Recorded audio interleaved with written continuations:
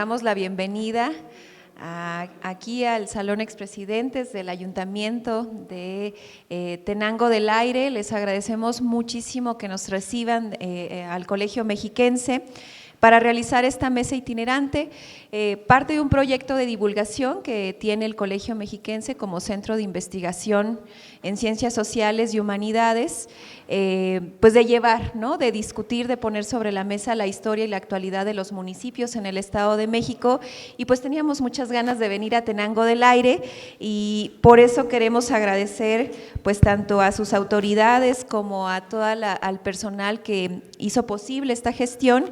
Y bueno, a nombre del ayuntamiento le voy a hacer la palabra al síndico David Álvarez Galván, que dé pues estas palabras de bienvenida. Muchísimas gracias, síndico, por recibirnos.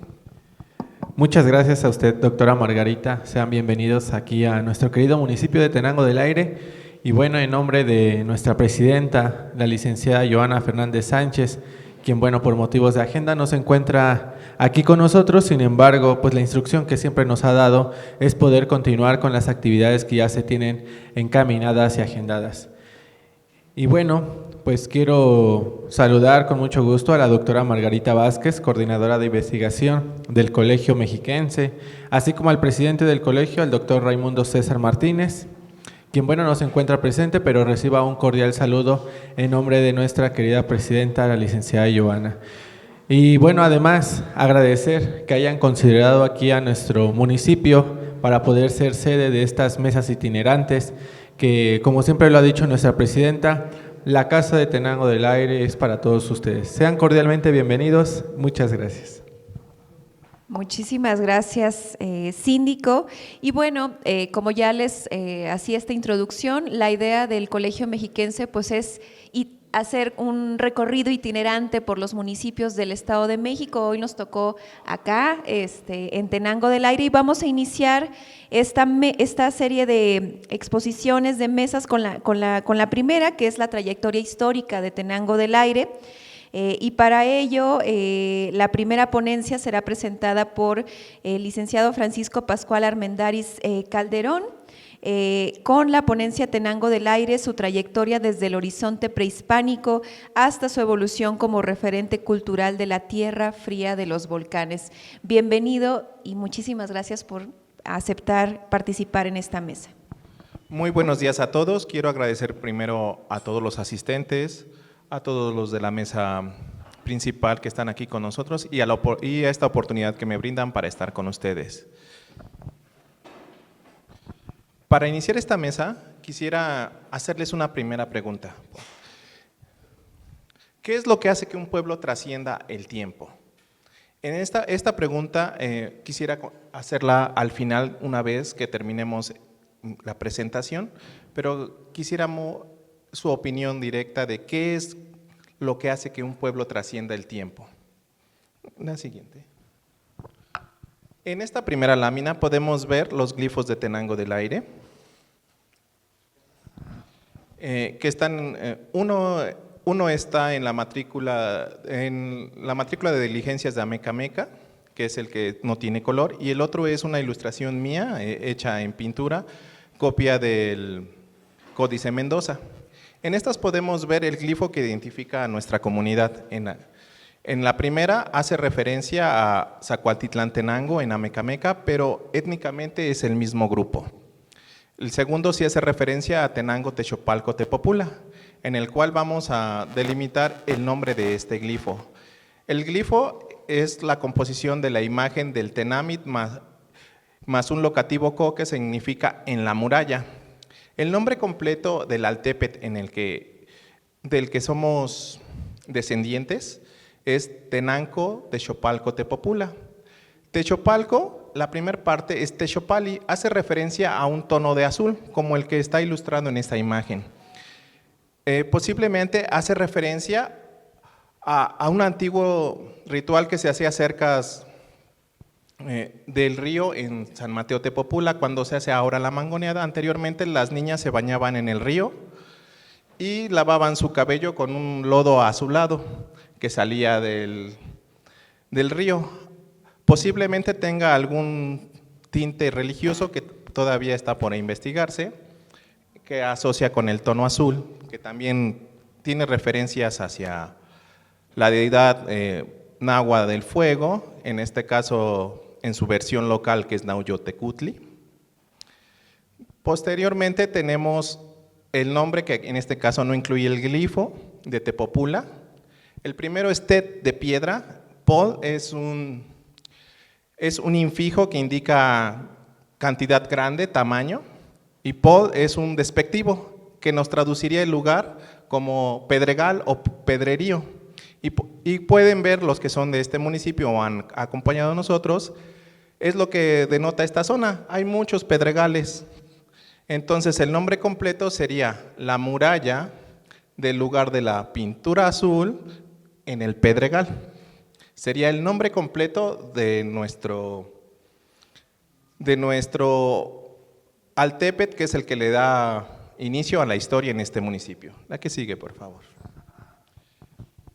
Como es bien sabido, el Altepet es una ciudad-estado. En este caso, el Altepet de Tenango, Tepopula, Texopalco, era parte de un complejo Altepet, de una macroetnia, la que llamamos Chalca.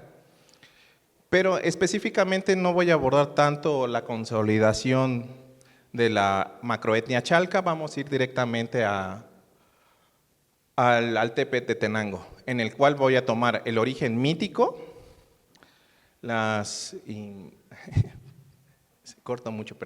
integración y su integración al complejo grupo y la estructura dentro del grupo Chalca y parte de su identidad propia y compartida. Adelante. Bueno, vemos que en los memoriales de Chimalpaín, él hace referencia que los tenancas surgieron de un lugar mítico, el Chicomostoc. Este es uno de los sitios míticos de los pueblos mesoamericanos. Entre ellos están Aztlán, Culhuacán, Chicomostoc, que son los lugares de origen. Para el grupo tenanca, principalmente destacan Chicomostoc. En algún momento también lo asocian como Aztlán Chicomostoc. Nos los da Chimalpaín en sus primeros memoriales. También menciona, no nos menciona un año de inicio de migración, ya que para su momento él no tenía conocimiento exacto de esos detalles. Él muestra que para el año de 1620, que es en el que empezó a escribir todo esto, él no tenía los papeles completos como para dar una fecha exacta. Posteriormente de la salida mítica del pueblo de los Temimilolcas, Zacancas y Cuiscocas, llegaron a un asentamiento que hoy conocemos como Teotenango, en Tenango del Valle. Ellos en un principio se llamaron Chichimecas Teotenancas. Ese es el primer paso en el que podemos seguir un paso. Estos serían parte de su origen mítico, en el cual podemos ligar la historia de nuestro municipio con un punto de otro municipio que también es bastante interesante. Quise poner esta imagen porque es un punto que no hemos contemplado en la historia de nuestro municipio, que debemos llegar a nuestras raíces, pasando desde el mito hasta la búsqueda histórica de esos mitos. ¿Qué sigue, por favor? Nos menciona Chimalpaín que en Chicomostoc estaban los grupos étnicos Estlapictin, Teochichimeca, que llegaron a Tenango, Cuicosco, Temilololco. Posteriormente, al llegar a este lugar, se encontraron con otros grupos, los que habitaban Huipan y Zacanco, que eran huipanecas y zacancas. Ahí estuvieron un tiempo indeterminado, pero menciona que fue muy largo, porque menciona que desde padres, abuelos, nietos, tataranietos y más estuvieron ahí hasta antes de iniciar su gran peregrinaje. También menciona que Teotenanco tuvo un conflicto con Tula en algún momento, específicamente con el gobernante de Tula llamado Topil Axxic Quetzalcóatl. Todo esto en los anales de Chimalpaín nos dice que fue por envidia al gran santuario que tenían de Nayautecutli en Teotenanco, que esta guerra era de prestigio. La que sigue, por favor. Posteriormente, no nos dice la fecha en que ellos abandonaron Teotenanco, pero nos dice en qué año sí llegaron a las orillas de lo que posteriormente sería el territorio de los Chalca. Nos dice que en 1229, el año 10 Cali para su cuenta, 6 Calpuli, que son los Tlailotlaque, los Atlauteca, Tlacaptecpaneca, Amilca, Teuticpan y Tepameca, se encuentran con los axotecas en las riberas de lo que algún día sería la Confederación Chalca. Posteriormente, se movieron a Jico, de ahí pasaron a Ayotzingo. Para el año 1239, Oseistostli se establecieron cerca de Chalchutepec, donde empezaron la construcción de su templo. Este cerro estaba muy cerca de lo que hoy es Chalcoatenco, el actual municipio de Chalco. Ahí es donde empezaron a agrandar su templo y a estar 20 años con los axotecas, que serían los primeros chalcas. Este primer contacto convierte a los teotenancas en parte fundacional de los altépetes de Chalco. Posteriormente a ello, la que sigue, por favor. Voy a hacer un recuento rápido antes de entrar en la guerra. En la época prehispánica era muy común las escisiones grupales. Un gran grupo podría dividirse en varias secciones. El grupo Tenanca o Teotenanca Chichimeca se dividió en muchos subgrupos. El mayor grupo llegó a Chalco, otros se fueron a Puebla, Morelos y parte de Oaxaca. Pero los que llegaron a Chalco llegaron juntos a Ayotzingo y en Chalcoatenco. Posteriormente, estos tuvieron una escisión nuevamente y un grupo avanzó hacia lo que hoy es Amecameca para competir junto a los totolimpanecas por el dominio del territorio, expulsando a los olmecas xicalancas del dominio que tenían de Amecameca en ese momento. Y pues parte de todos estos movimientos indican que la Confederación Chalca se fue integrando de varios eventos que pasaron en el posclásico, que fue la desintegración, la escisión de grupos, porque tanto los axotecas como los tenancas son dos de los grupos más antiguos de la Confederación Chalca. Posteriormente se unieron totolimpanecas, tlacocalcas, pauyotecas, para formar a finales del posclásico, a mediados del posclásico, discúlpenme, lo que sería la Confederación Chalca. Y aquí es donde entra el contacto de los Chalca con los mexica, porque el dominio de los Chalcas establecía una red de comercio que llegaba a Oaxaca y Guerrero. Ellos eran los que controlaban los pasos el paso a los valles calientes para que traían mercancías. Los mexicas, después de derrotar a Azcapotzalco, su siguiente objetivo era controlar el siguiente grupo que le permitiría el acceso al poder. Ellos estuvieron en guerra por 20 años con los mexica, de 1446 a 1465. Fue una guerra de 20 años entre que la Triple Alianza estuvo con los grupos chalcas. La que sigue. Aquí podemos ver un pequeño mapa de lo que serían los dominios de Chalco, tomado de Tomás Jalpa, de uno de sus trabajos, que es uno de los investigadores de esta zona, en la que podemos, no sé si alcancen a ver los 4 altépetes principales de la región Chalca, que tenemos Tlalmanalco, Tenango, Amecameca y Chimalhuacán. Estos serían los altépetes más poderosos que regían a los demás. Chalco era un complejo altépet que tenía más de 26 altépetes pequeños, todos estos coordinados. Cada uno de estos 4 pueblos coordinaba a muchos más.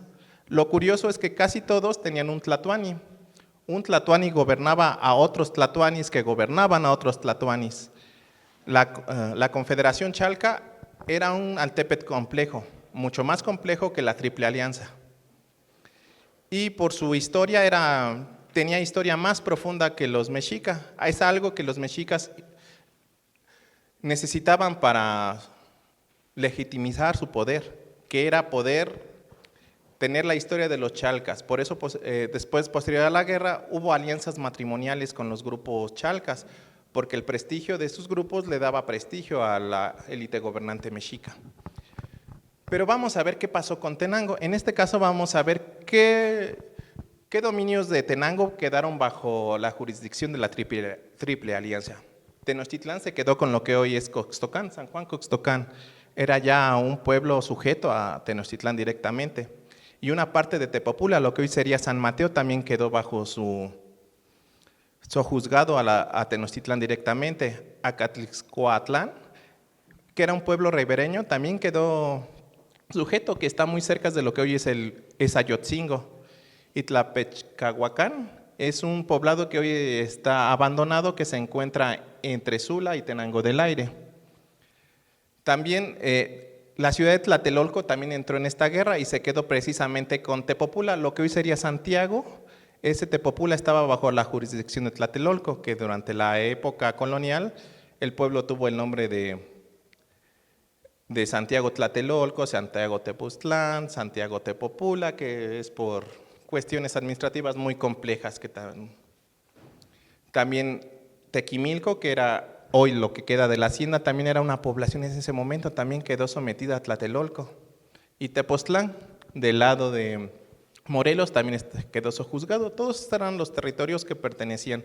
No son los únicos, son los más destacados en que quedaron bajo este dominio. Bajo el dominio de Texcoco solo quedó una de las secciones de Tlapechcahuacán. La que sigue, por favor. Bueno, ¿qué es lo importante de esto? ¿Por qué es la proyección de Tenango del Aire a través de la cultura? ¿Qué es lo que busca? En la época prehispánica, los pueblos manejaban algo que se llama bienes culturales. Un pueblo posee un conocimiento, una técnica o un arte que le es propio y no es fácil adquirirlo, se tiene que dar por donación. A veces la guerra es el medio para obtenerlo, pero principalmente los bienes culturales de un altépet representan el prestigio. Y aquí les voy a dar algunos bienes culturales que se consideraban de los grupos civilizados como los toltecas, los teotenancas y los grupos chichimecas, que también los tenancas tenían una parte de esa conformación. ¿A qué sigue, por favor? Por ejemplo, el nombre de Chalco deriva de una antigua leyenda en la que al edificar un templo en el Chalchutepehuacán, que estaba hecho de jade, de Chalchihuit, Chimalpaí nos dice que es un apócope de la palabra, que es Chalco, que se comprimió, que hace referencia al color verde del jade, que ese es el primer nombre. Ese es uno de sus primeros legados, que es una piedra preciosa. Después tenemos que normalmente los títulos de nobleza de la región Chalca eran muy prestigiosos. Obtener uno de estos títulos indicaba que venían de una clase noble muy importante, de una clase pili con prestigio. Estos títulos, dependiendo de qué cabecera fueran, tenían un prestigio y estos no serán sustituibles. Aquí en Tenango del Aire tenían el de Tlaca-Tecutli, que los liga directamente a un grupo que migró hacia la Mixteca y regresó con todo el arte que tenían los mixtecos y parte de su escritura. Podemos ver parte de este arte en la célula de diligencias de Amecameca. A pesar de que está pobremente ilustrada, el diseño de los glifos tiene estilo mixteco. No es mixteco, tiene solo su estilo. Pero para la fecha que fue elaborado, Amecameca se encontraba sin la posibilidad de usar pigmentos caros, ya que los pigmentos de muchos códices venían extraídos de piedras, de plantas, que no eran fáciles de obtener. También tenemos que la construcción del templo, en el que les mencioné en un principio, en Chalcoatenco, es una construcción que también representa el poder y construcción, porque durante el inicio de la guerra contra los mexicas contra chalcas, se menciona que los tlatoque mandaron pintar la ciudad de rojo como una muestra de poder. El rojo no es fácil de obtener. Pintar una ciudad de rojo indica un despliegue de fuerza y poder. También vemos que ellos tenían el dominio sobre técnicas de cultivo avanzadas. No solo los ochimilcas manejaban la chinampa, los chalcas también lo hacían. De hecho, podemos verlo hoy en día cerca de la laguna de Chalco, de lo que queda, alrededor de Jico. El cultivo del maguey, el cultivo del maíz. De hecho, hoy en día todavía la región maneja lo que es el maíz chalca, que es muy importante tanto genéticamente como culturalmente. Hace unos días me encontraba con alguien que me preguntaba, ¿por qué el maíz de Tenango es chalca si nosotros somos Tenango? Directamente lo hice en el CEPLAN, en las clases del campo que dan ahí, y les expliqué. Lo que pasa es que históricamente Chalco era una región mucho más grande de lo que hoy es el municipio de Chalco, y era una conformación multiétnica muy importante. En la que sigue, por favor. También pasaron lo que serían las artes de cacería, el poder cinegético que proporcionaba eso, los rituales de posesión, todos esos son bienes culturales que fueron adquiridos que son únicos de cada pueblo. Los tenancas hacían un ritual del fuego en el que delimitaban sus linderos. Esto es algo que solo los tenancas hacen y es un ritual que puede durar hasta 4 años. Las hierofanías de fundación. Aquí tenemos un ejemplo claro en el que se menciona que en Zacuantitlán Tenanco, que sería Amecameca, ellos son pertenecientes a la etnia tenanca, pero hicieron un ritual en el que esperaban una visión para que les concediera el uso de la mitad del cerro del Chalchumomosco en Amecameca, en el que esperaron todo el tiempo para que se les apareciera una señal divina y pudieran iniciar, que fue la aparición de una serpiente en un lugar de blancura que exhalaba colores como de arcoíris.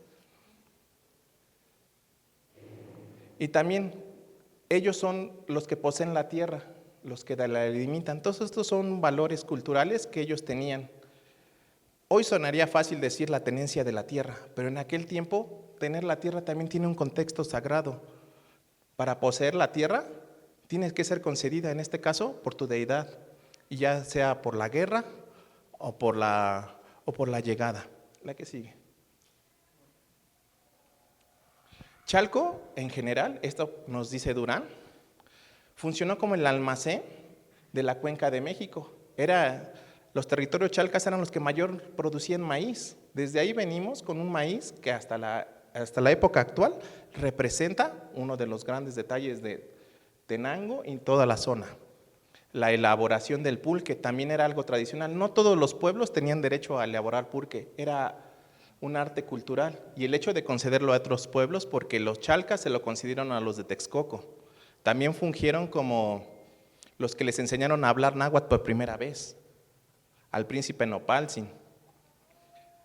Y hablamos de una confederación multiétnica de tenancas, axotecas, tlacocalcas, totolimpanecas, xochimilcas, que fundaron lo que sería Chimalhuacán en Ozumba. Y todo esto entabló un lugar mixto lleno de cultura. Voy rápido, me queda 1 minuto. La que sigue, por favor. Bueno, ¿y qué nos lleva ahora? Tenango representa un punto de cultura actual. Uno donde representa a un pueblo que viene a enseñar, a compartir su cultura, su arquitectura, sus diseños. Se ha proyectado desde el pasado como uno de los dadores de bienes culturales, y hoy en el presente estoy muy convencido de que Tenango del Aire todavía sigue siendo un referente para eso. Proyecta cultura, valores y enseñanzas. Tal vez en años pasados no se ha dado a ver, pero desde las últimas 2 administraciones, con el arquitecto Roberto y con la licenciada Joana, Tenango ha intentado impulsar nuevamente ser un foco de cultura como lo fue hace más de 500 años. La que sigue. Y aquí vemos algunas de las exposiciones, ¿no? Vocación de irradiar cultura, dar talleres, participar, es algo que define a nuestro municipio. La que sigue. Y aquí la última lámina. ¿Qué hace a un pueblo que dure en el tiempo, que trascienda en el tiempo? No sé si ahora alguno de ustedes quisiera contestar o bueno, nos esperamos a las preguntas, pero hasta aquí acaba mi ponencia. Muchas gracias.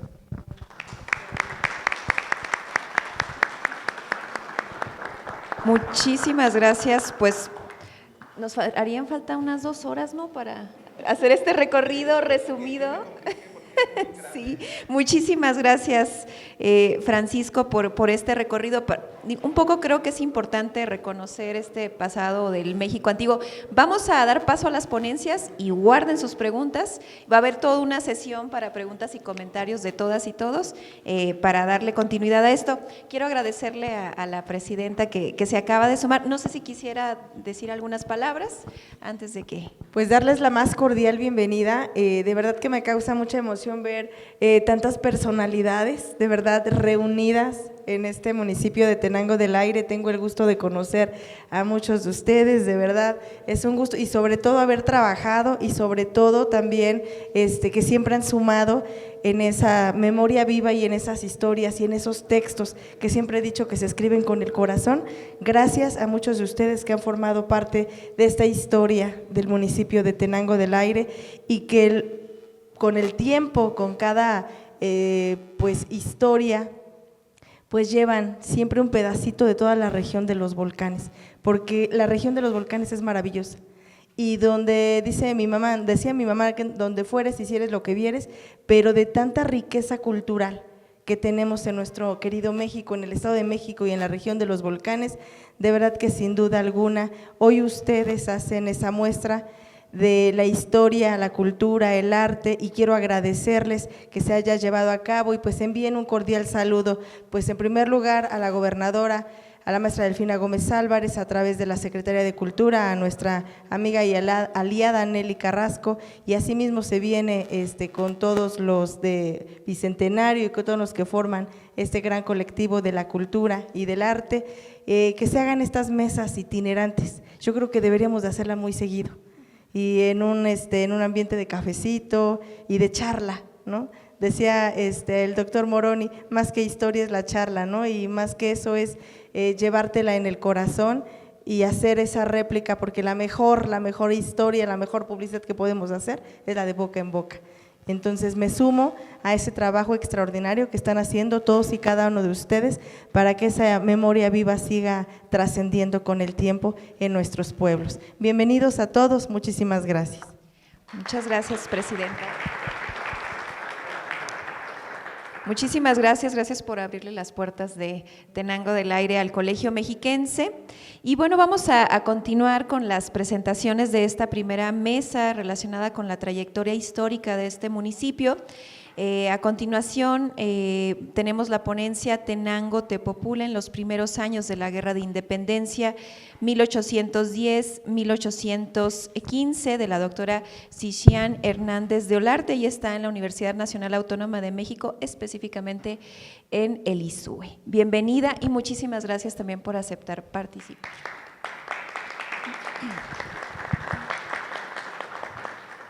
Muchas gracias.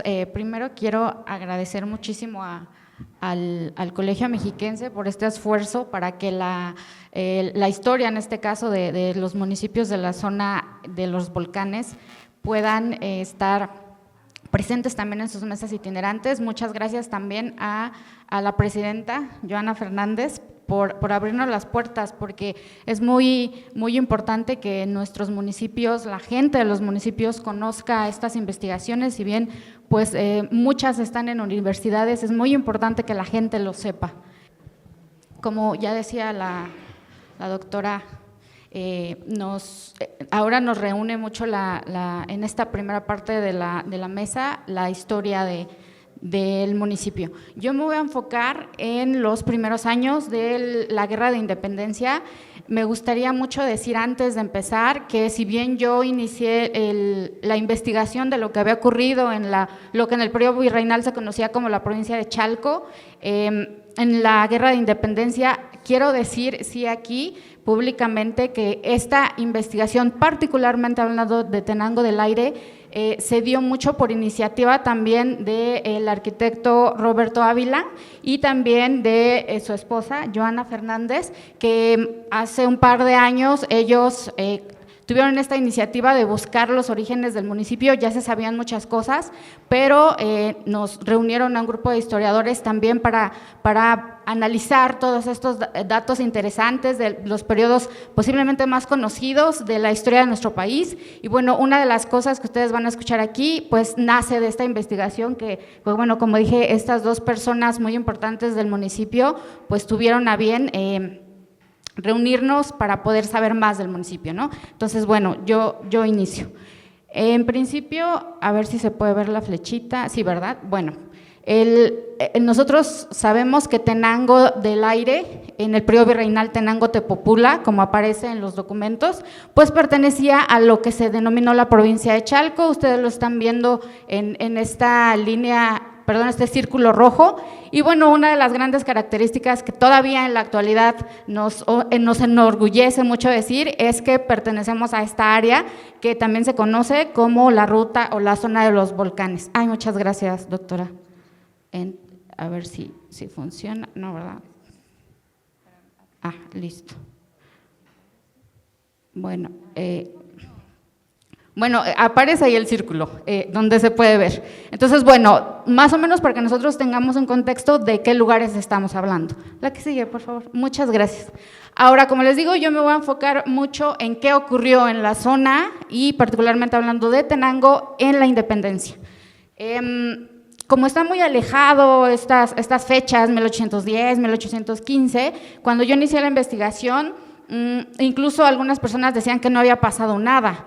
Lo cierto es que se sabe mucho de la independencia en muchas grandes ciudades, pero lo cierto es que también en los pueblos y en todo lo que fue la Nueva España, sobre todo en el centro, en el norte, en el sur, pues también ocurrieron cosas interesantes. Entonces, la investigación se enfoca a dar a conocer qué pasó en esta región. Nosotros sabemos, recordamos, Hidalgo se levanta en septiembre de 1810 y después vienen dos grandes bandos, los insurgentes y los realistas. Esto, bueno, ya lo sabíamos desde la primaria, pero a mí me interesaba mucho conocer cómo afectó la vida cotidiana de las comunidades de la región de los volcanes, porque existieron muchísimas posturas. Las dos principales, bueno, fueron estas, y lo que yo encontré gracias a los documentos es que en Tenango del Aire existieron insurgentes y también existieron realistas. Entonces vamos a ir viendo cómo cada uno tomó postura y cómo se defendió y cómo defendió sus intereses. La que sigue, por favor. Y bueno, lo interesante aquí es que desde septiembre y principios de octubre de 1810, nosotros comenzamos a ver muchas noticias que tenían que ver con la insurrección que inició Hidalgo. Entonces, por ejemplo, este documento que ustedes ven aquí comenzó a circular en todas las parroquias, incluida la parroquia de Tenango, y básicamente desde el púlpito, desde las iglesias, vamos viendo que obviamente las autoridades virreinales, en este caso Francisco Javier Venegas, que era el virrey de la Nueva España, comenzó a hablar mal de la insurgencia, ¿no? Por ejemplo, dice este documento: ¿qué confianza puede inspirarnos un hombre como el cura Hidalgo, que se consideraba hereje y también que ya había sido expulsado por la Inquisición? Entonces, este tipo de noticias comienza a moverse en el pueblo de Tenango. La que sigue, por favor. Ahora, inicia una etapa muy interesante y un hecho muy importante que se vivió y que se supo en toda la región de los volcanes, fue las primeras reacciones ante la insurgencia.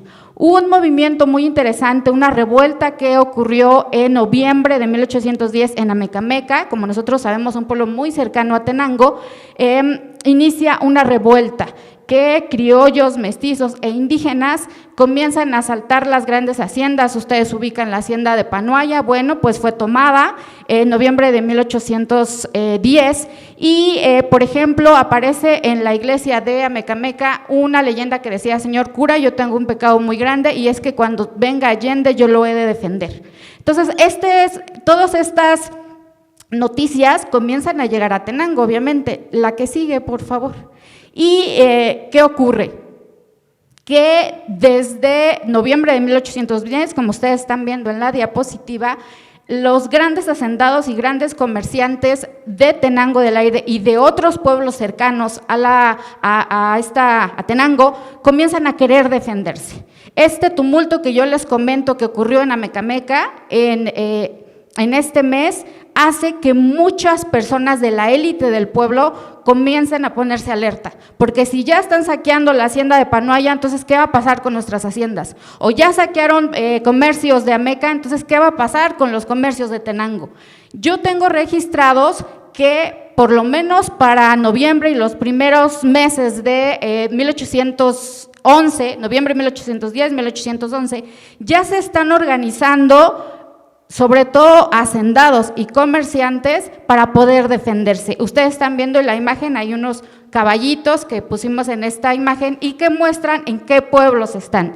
están organizándose lo que en ese tiempo se denominó la Compañía de Patriotas en Ixtapaluca, Chalco, Amecameca, Tlalmanalco, Tenango del Aire, que ustedes lo están viendo ahí en un círculo rojo, Xochitepec, Amecameca. ¿Y qué está pasando? ¿Por qué se están organizando y por qué la gente se está defendiendo sola?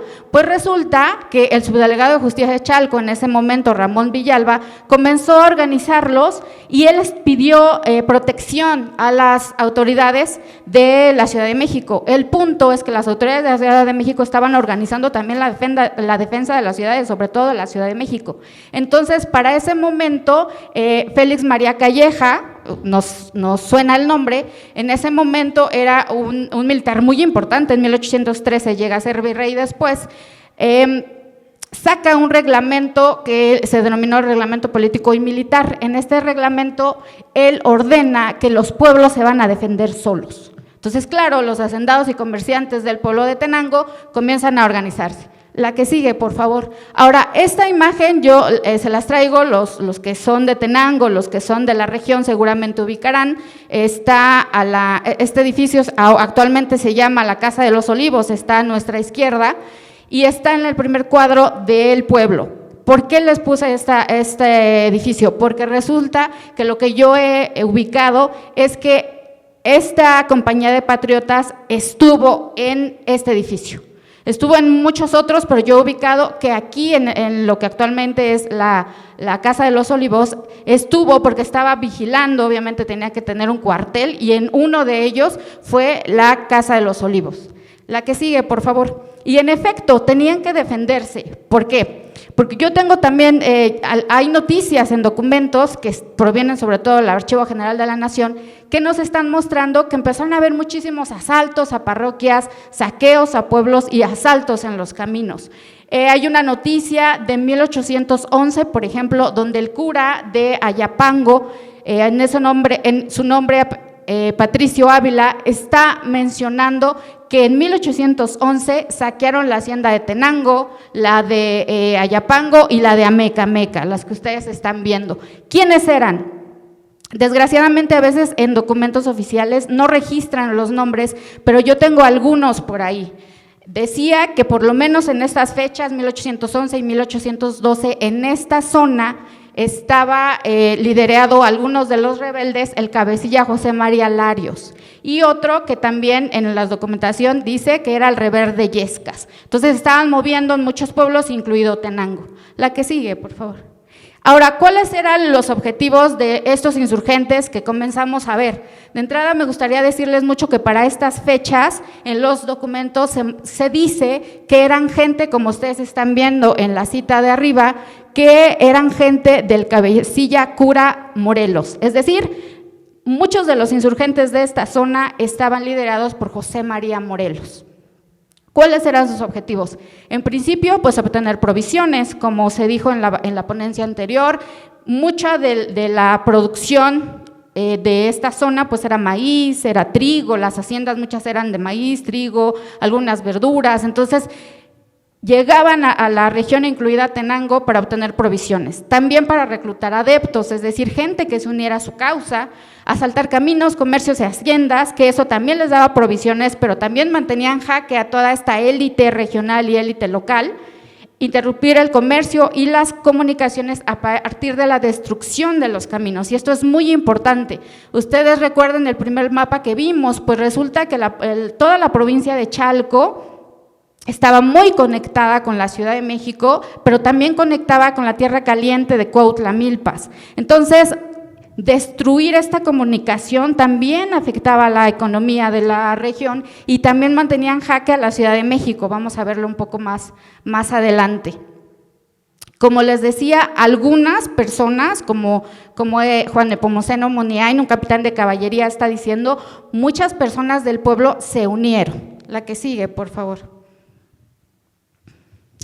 ¿Qué era o qué pasaba? Algunos datos interesantes. En 1812 hay un documento donde menciona que los principales insurgentes, que como les decía, eran gente que estaba apoyando a José María Morelos. Les pongo una cita de 1812, donde un militar realista, José Calafat, está mencionando. Su principal punto y fuerza la tienen, es decir, los insurgentes, en Tenango, que dista a 2 leguas de Chalco por la parte del sur.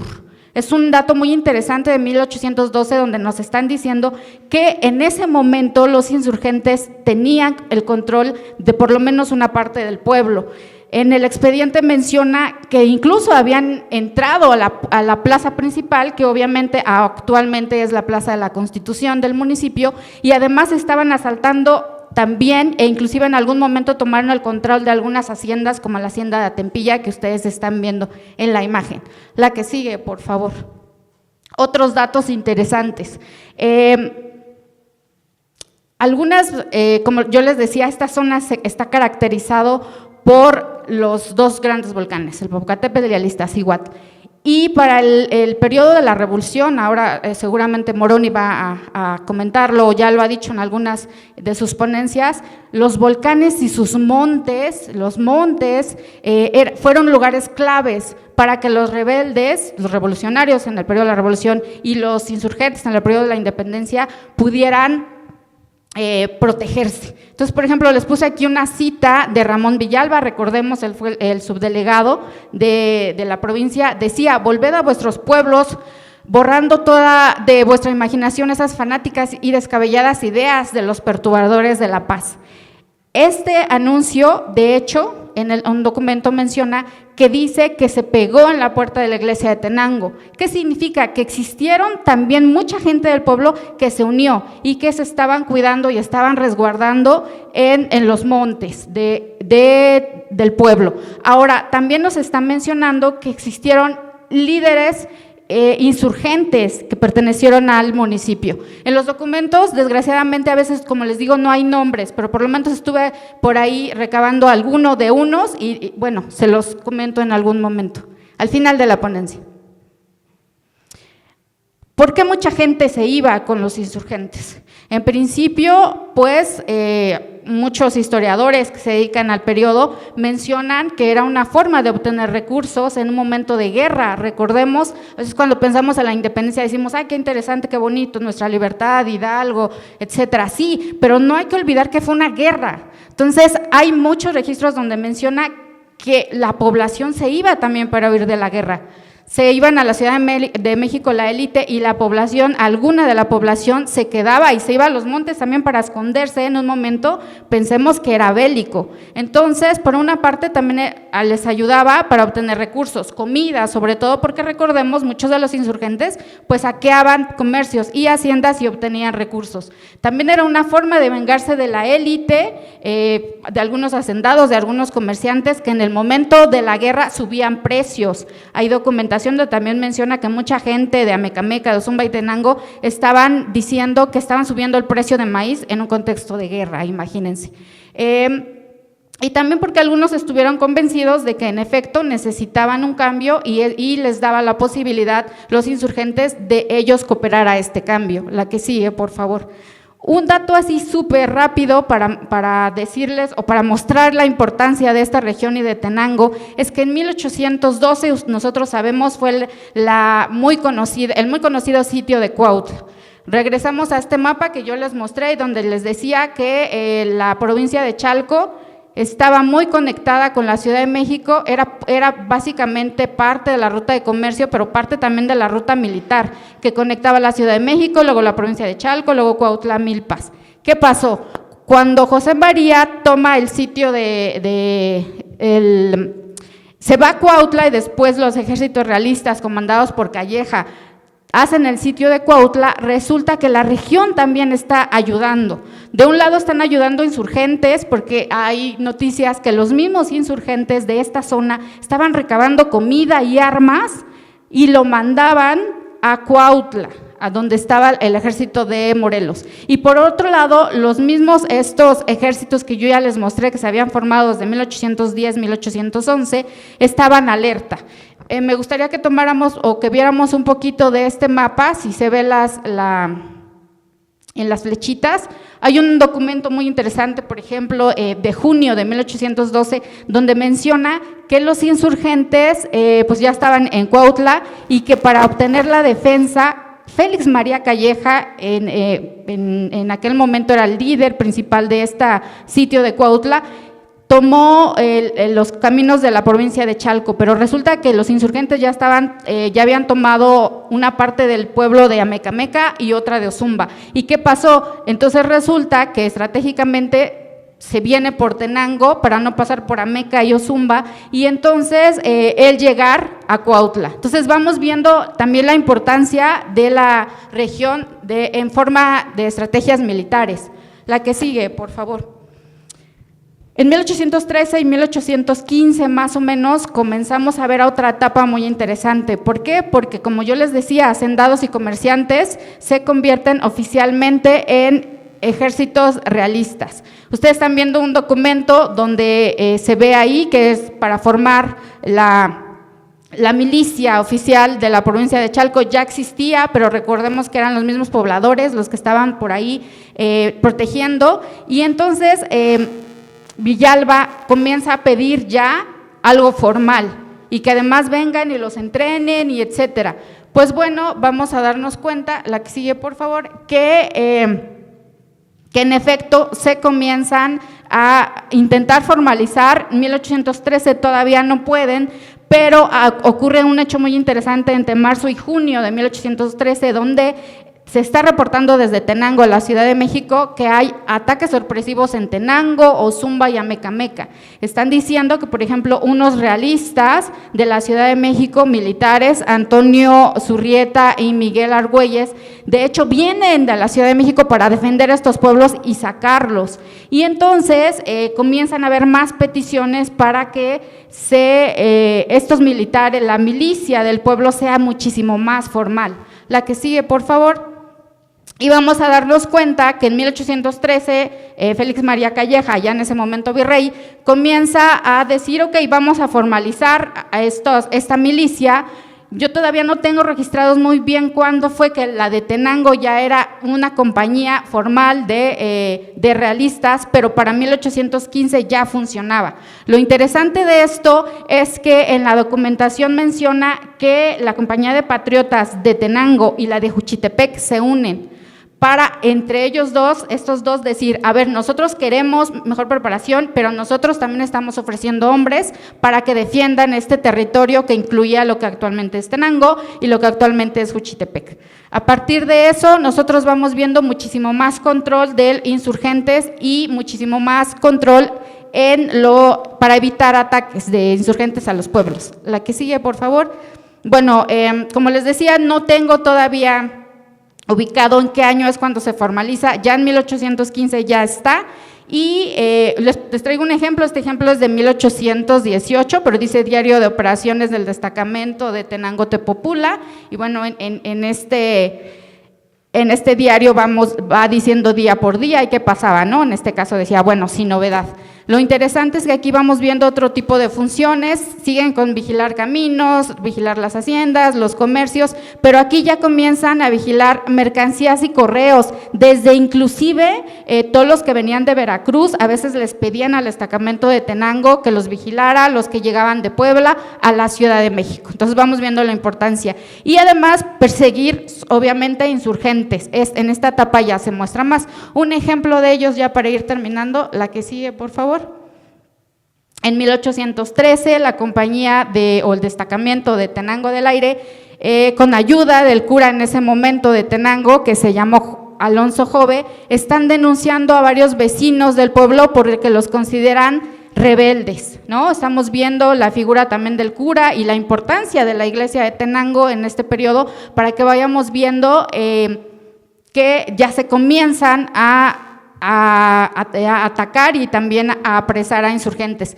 Como quién, por ejemplo, les decía hace rato que por lo menos tengo ubicados unos 2, 3 nombres de insurgentes de Tenango, y uno de ellos pues fue Tiburcio Martín. En 1815 les puse una cita que dice: en una de las murallas de la iglesia fue pasado por las armas Tiburcio Martín, insurgente en el pueblo de Tenango. Un ejemplo de algunos de los insurgentes del pueblo para que también veamos y pensemos que en nuestros pueblos, en este caso particularmente Tenango, sí ocurrieron cosas importantes en la independencia, no solamente pensar en las grandes ciudades, Cuautla, México, etcétera, ¿no? También en nuestros pueblos, y que, como siempre digo, cuando venga el 16 de septiembre y el desfile y el grito y la verbena popular, etcétera, también pensemos que en nuestros pueblos existieron héroes locales. Muchas gracias. Bien, vamos a cerrar esta mesa con la ponencia Cuidando al General, Tenango del Aire y la entrada de Villa y Zapata a la Ciudad de México, 1914, otro momento muy importante en la historia de nuestro país. Esta ponencia va a estar a cargo del doctor Morón y Spencer Hernández de Olarte, del Center of Global Mormon Studies, Claremont Graduate University. Bienvenido y muchísimas gracias por aceptar participar, doctor. Decía la presidenta, a mí me gusta más platicar, ¿ok? Y vamos a iniciar, yo creo que alguien me va a ayudar ahí. Mi plática se llama Tenango del Aire y sus raíces revolucionarias. La siguiente, por favor. A ver, yo podría pasarme los 20 minutos platicando de Tenango del Aire y el zapatismo, ¿no? Ese documento que están ahí viendo es una carta que envía Everardo González, un general zapatista de Juchitepec, que está enterrado en la iglesia de Juchitepec, en donde le dice a Emiliano Zapata que está enfermo, pero que la lucha la va a seguir su hermano Bardomiano. Y el punto aquí es que ese documento, no sé si se puede acercar, pero si no, ese documento se hizo en Tenango, es decir, Everardo tenía su cuartel en Tenango del Aire, ¿ok? La siguiente, por favor. La siguiente imagen. Ese es otro documento, también por Everardo González, dirigido a Emiliano Zapata, que estaba en Tlaltizapán, y ahí le manda un montón de alambre.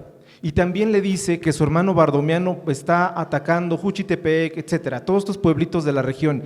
Y lo interesante es que lo escribe desde Tenango del Aire. Ese documento junto con el otro demuestran que Tenango del Aire fue un cuartel zapatista. Y repito, podría pasarme horas hablando de qué hizo Everardo González en Tenango del Aire, qué ataques se organizaron en Tenango del Aire para atacar Chalco, para atacar Puebla, etcétera. Pero ese no es el punto. La siguiente, por favor. Este documento es muy interesante, también habla de Tenango del Aire y lo firma Maurilio Mejía. ¿Quién es Maurilio Mejía? Maurilio Mejía es el sobrino de Emiliano Zapata y también tuvo su cuartel en Tenango del Aire. Y podría pasarme horas platicando de Maurilio Mejía en Tenango del Aire, el sobrino de Emiliano Zapata. La siguiente, por favor. ¿No? Ese es otro documento, un documento muy conocido, es la firma de Tomás García, el general zapatista de San Juan Coxtocán, general zapatista de Tenango del Aire, porque San Juan Coxtocán es de Tenango del Aire, ¿ok?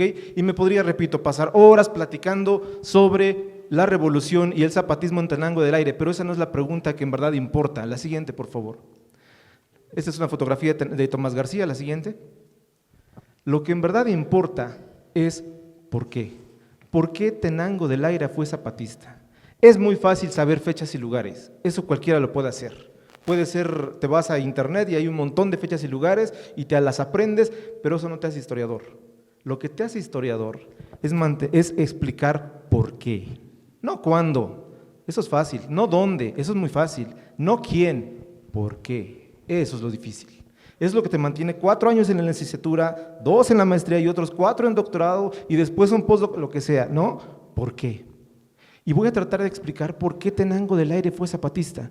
Ya nos dieron algunas pinceladas Francisco y Sixian, pero creo que tenemos voy a darles más pinceladas de esta gran pintura que fue Tenango del Aire, la historia prehispánica, la historia de independencia. Ya vieron que hubo importancia aquí. Y ahora sí, siglo XIX, y después vamos a entender por qué Tenango del Aire apoyó este sombrerudo bigotón que todos llaman Emiliano Zapata. La siguiente, por favor. Todo lo que les voy a decir está basado en documentación. 2010 y 2012 me dediqué a recorrer todos los pueblitos junto con mi hermana, Sixian, y encontramos un montón de archivos inéditos. El archivo de Adelaido González, el que está a caballo, general zapatista de Juchitepec, a caballo que es blanco, el archivo de Everardo González, que está a su lado, con esta fotografía que tiene un recuadro, ¿no? Sus archivos particulares los encontramos. La siguiente, por favor. De José Contreras, de Tepetlixpa, de Felipe Rodríguez Estrada, coronel de Atlautla, sus archivos también los tenemos. La siguiente. de Mariano Yáñez, que está en medio. Él es de Ecatzingo y fue presidente municipal de Amecameca por órdenes de Álvaro Obregón. También lo encontramos, sus archivos particulares, de Vicente Trinidad Flores, el coronel zapatista de Tepetlixpa, de Gregorio Rivero, que está a caballo, el general zapatista de Ecatzingo. La siguiente. De todos ellos encontramos archivos particulares. Este es el Estado Mayor de Everardo González. El que está en medio, el que está sentado en medio es Everardo González, general de división. Es uno de los pocos generales de división del Estado de México, de los pocos, Everardo González, el más importante para mí del Estado de México, originario de Juchitepec. Y de los que están sentados a su lado, 2 a la izquierda, 2 a la derecha, son generales de brigada. Y los de atrás son coroneles. ¿Ok? De todos ellos, de la mayoría de ellos, hemos revisado sus archivos y todo lo que les voy a decir a continuación está basado en esos archivos. ¿Ok? Por eso les decía, me podría pasar días platicando de la historia revolucionaria de Tenango del Aire, pero ese no es el punto es ¿por qué? La siguiente. Porque estas son fotografías muy bonitas de mi amigo Marcos Canojazo, creo que su esposa está aquí, creo que no sé, pero bueno, sus fotografías. La siguiente, por favor. Ahora sí, ¿por qué Tenango del Aire fue zapatista? Estas primeras historias que voy a contar están en este diario de Moises Thatcher. En 1879 llegan los mormones aquí a México y Ignacio Manuel Altamirano los manda a la región, pero los manda con una carta de presentación dirigida a un hombre muy específico, Silvestre López Torquemada. La siguiente, por favor. Y este es Moises Thatcher, y él tiene un diario, y todas las historias que les voy a contar a continuación están en ese diario. Ese diario, lo mejor del mundo, está en línea, lo podemos leer si queremos. Obviamente hay que saber inglés, ¿no? Pues está en inglés, pero ahí está en línea. ¿Pueden regresar, por favor? Está en las colecciones especiales de la biblioteca de BYU, de Brigham Young University, ahí está en línea. Incluso hay un buscador, le ponen Amecameca y todo lo que tenga que ver con Amecameca les aparece. Le ponen Silvestre López, todo lo que tiene que ver con Silvestre López les aparece. Rápido, no tienen que leer todo el diario. La siguiente, por favor. La siguiente. Ahí dice señor López de Amecameca, ¿no? Ya en el último párrafo, cuando inicia el último párrafo, ahí dicen, porque para que vean que no estoy mintiendo, señor López de Amecameca, ¿ok? Entonces, todas las historias que les voy a contar a continuación tienen que ver con ese diario. La siguiente. La siguiente, bueno, él es Silvestre López, son amigos, y ahora sí, Tenango del Aire. ¿Y qué tiene que ver con Silvestre López y estas historias? Silvestre López les empieza a contar historias a Moises Thatcher. Y Moises Thatcher, como todo buen mormón, las escribe en su diario, ¿ok? Y Silvestre López le dice que cuando Estados Unidos le declara la guerra a México, en esta guerra tan injusta en donde perdemos la mitad del territorio, gente de la región se va a pelear contra los gringos. Entre ellos, gente de Tenango del Aire. La siguiente. Silvestre López enumera qué pueblos, y entre ellos está Tenango del Aire, ¿ok? Y Silvestre López dice y habla de una batalla muy específica que ocurrió en agosto de 1846, la batalla de Churubusco, donde está el batallón de San Patricio, estos irlandeses que apoyan a México. Al lado estaba gente de la región de los volcanes, entre ellos Tenango del Aire. Ya sabemos que nos ganan. La siguiente, por favor. Nos ganan y en septiembre de aquel año, pues la bandera gringa está en Palacio Nacional, ahí desfilando las tropas yanquis. Y pues nosotros no pudimos festejar la independencia de México, pues estábamos sometidos, ¿no? Pero la siguiente, lo que dice el diario de Moises Thatcher es algo hasta poético, es la gente de la región que peleó al batallón San Patricio en la batalla de Churubusco, pues ya no puede poner la bandera en Palacio Nacional, los matan. Se van a Popocatépetl y en el Pico del Fraile, que todas las personas que son de la región saben cuál es el Pico del Fraile, ahí colocan la bandera mexicana. Es cierto, en Palacio Nacional estaba la bandera gringa, en septiembre de 1846, pero en el Pico del Fraile estaba la bandera mexicana, en la Montaña Sagrada. Gente de la región, no dice Tenango del Aire, pero dice Silvestre López Torquemada, gente de la región. ¿Cuál gente de la región? Pues la que fue a pelear con Silvestre López Torquemada en agosto de 1846, por lo tanto se entiende que hay gente de Tenango del Aire, ¿no? Entonces ya vieron cómo viene la visión prehispánica, independencia, guerra contra Estados Unidos, está peleando Tenango del Aire. No son ajenos a la dinámica histórica de México. La siguiente. Otra guerra, la guerra de Reforma, ¿no? Está Benito Juárez, sabemos que la guerra de Reforma se inicia por esta división de iglesia y Estado, ¿no? Algunos se declaran conservadores, otros liberales, y aquí en la región se hacen 2 campamentos juaristas, uno en la hacienda de Tomacoco, en Amecameca, y el otro en la hacienda, bueno, en el pueblo de Sula, que actualmente pertenece a Temamatla. Y en el pueblo de Sula, ¿no?, las dos los dirige Silvestre López, otra vez ahí está Silvestre López, y en el pueblo de Sula hay gente de Tenango del Aire. ¿Y cómo sabemos? La siguiente. Este es un fragmento de una carta que envía Silvestre López a Benito Juárez. Cuando lo pasé a PDF le quitó la fuente, es más bonita la que tengo acá, pero bueno, en esa carta, y lo que me interesa es esto, dice: me es honroso exponerle que el apoyo del pueblo humilde, está escribiendo Silvestre López a Juárez, es para la causa juarista. El pueblo humilde, es decir, las personas de a pie, no los hacendados, no, el pueblo humilde. Desde Temamatla, Tenango, los dos Tepopulas, los que son de Tenango saben que hay dos Tepopulas, ¿no? Poxtla, Tlamapa, Ayapango, Mihuacán, Pahuacán, Amecameca y Huehuecalco, tengo una línea de aprovisionamiento confiable. Leales correligionarios, dice Silvestre López, de Tlalmanalco, Chalco, Zumba y otros pueblos vigilan la ruta. Dios, libertad y reformas. Juárez no estaba contra Dios, Juárez estaba contra la institución. Y ahí están los documentos. Su lema era Dios, libertad y reformas. Y gente de Tepopula, gente de Tenango está apoyando a Benito Juárez. La siguiente, por favor. ¿Dónde se organizaron ellos? En la casa de Silvestre López. Es triste que ahora ya no está su casa, ahí hay una tortería, ¿no? Pero bueno, eso pasa, ¿ok? Nada más hay una plaquita que puso mi amiga Pati Una, que ya lamentablemente murió, que siempre defendía, hay que conmemorar la batalla del 2 de abril de 1867, ¿no? La maestra Lulú, vamos a tener una ponencia en breve conmemorando esa batalla. La siguiente, por favor. Finalmente, el 11 de enero de 1861 entra, ¿no?, gana Juárez, pero pues no se quedan quietos los conservadores. Se van a Europa, le piden a Napoleón III que viniera a gobernar. ¿Por qué? Porque ¿cómo iban a permitir que un oaxaco, un indio, chaparro, moreno, dirigiera los destinos del país? Necesitábamos la guía del hombre blanco, ¿no? De ojo azul, grande, güero, bonito. Y pues Napoleón III ve una oportunidad, así que manda ¿a quién? A Maximiliano de Habsburgo. La siguiente, por favor, ¿no? Y otra vez este hombre, Silvestre López, recorre los pueblitos, entre ellos Tenango del Aire. La siguiente. Y en este diario es muy interesante la sociedad, y esto es algo muy positivo de Tenango del Aire. La siguiente. Una más, por favor.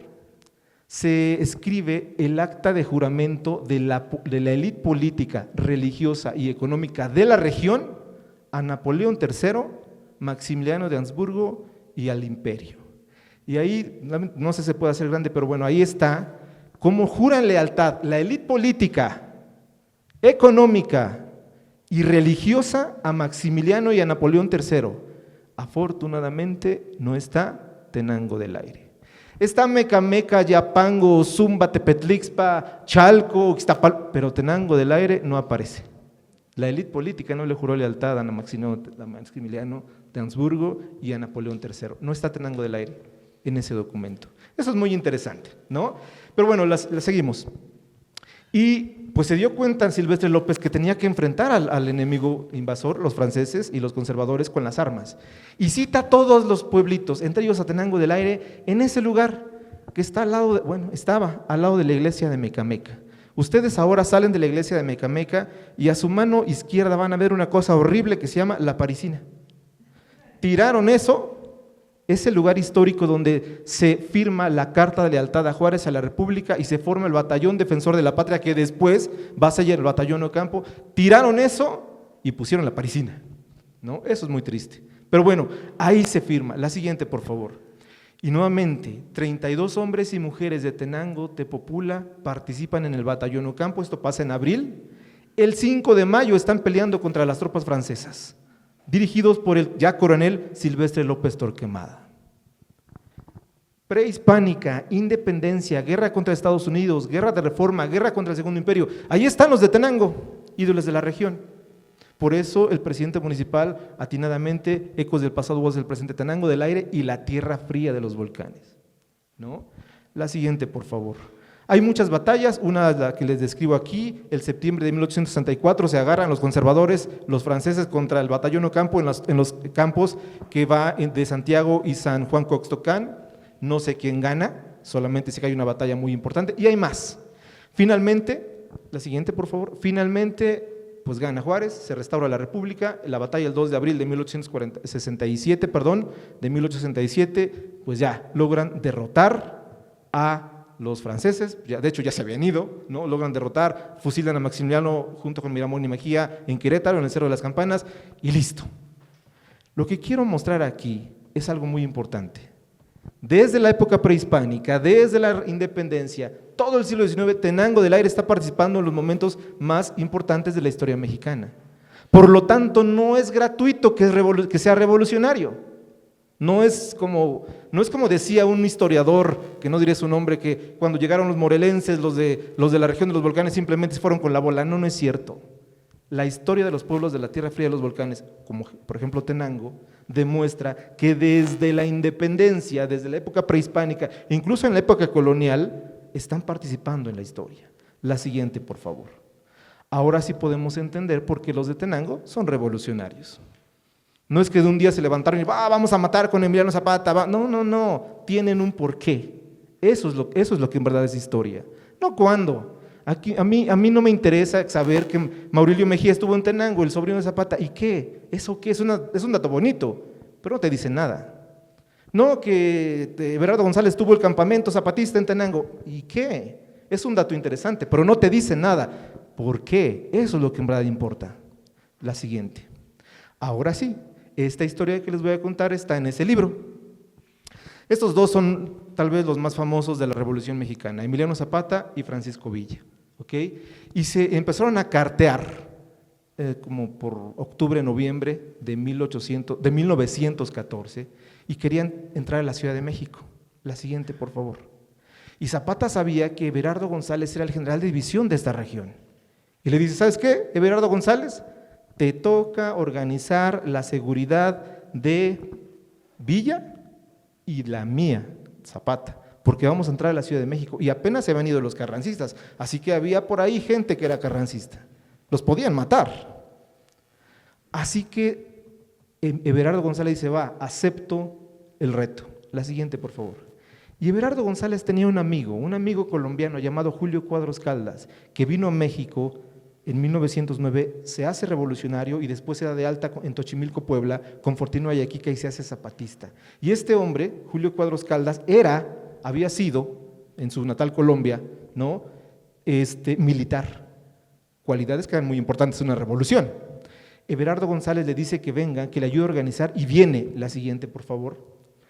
Se reúnen se quedan en la hacienda de Retana, y a la mañana siguiente de su llegada, se reúnen en la iglesia de Tenango del Aire. Esta foto me encanta porque fue tomada en 1988, todavía se ven los chalchihuites arriba, ya no se ven ahorita, no sé, habría que rescatarlos tal vez. Ahí en la ventanita es dominicos, ¿no? Las formas dominicas, una iglesia dominica, y es muy bonita, ¿no? Ahí se reúnen y Everardo González, Julio Cuadros Caldas, Adelaido González, Tomás García, Gregorio Rivero, Felipe Rodríguez Estrada, Guillermo Rodríguez Estrada, José Contreras, la siguiente, por favor. Todos ellos organizan la seguridad de Villa y Zapata, ayudados, repito, por un colombiano. La siguiente, por favor. Ahí está Everardo González en medio de Villa y Zapata, es una foto muy bonita. Y Everardo González, que Everardo González siempre va a estar al lado de los dos generales y todos los demás cuidándolos, como el servicio secreto de Trump, ¿no? Algo así. Y lo interesante, y esto es lo que yo digo, díganme qué pueblo puede decir, aquí en mi iglesia se organizó la seguridad de Villa y Zapata, del caudillo del sur y del centauro del norte. ¿Quién? Solo uno, Tenango. Eso es vital. Ni Toluca, ni Cuernavaca, ni la catedral, no, es Tenango del Aire donde se organiza la seguridad de Villa y Zapata, en nuestros pueblos. En estas iglesias que a veces vemos y ni las tomamos en cuenta. La siguiente, por favor. Esta historia dio pie a que hace unos años la actual presidenta junto con su esposo develaran una placa. Al lado de ellos está el embajador Alejandro Moreno García, de México en Colombia, develar una placa en honor a Julio Cuadros Caldas y el busto es de Emiliano Zapata. La siguiente, por favor. Y gracias a todos esos esfuerzos se va a firmar un convenio de colaboración entre México y Colombia, entre la Escuela Nacional de Antropología e Historia, con mi amigo Víctor, y la Universidad del Valle en el próximo mes de julio, en donde van a estar invitados Roberto Ávila Ventura y Joana Fernández, porque fueron los que empezaron esta unión entre estos pueblos. Muchas gracias.